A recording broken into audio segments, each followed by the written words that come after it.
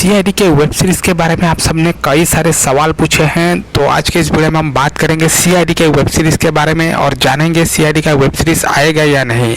तो दोस्तों, आप लोग देख रहे हैं एपीएम पिक्सेल्स टीवी। अगर आप चैनल पर नए आए हैं तो प्लीज़ चैनल को सब्सक्राइब ज़रूर कीजिए और साथ में जो बेल आइकन यानी कि जो घंटी का बटन है नीचे, उसे दबा के ऑल सिलेक्ट कर ले।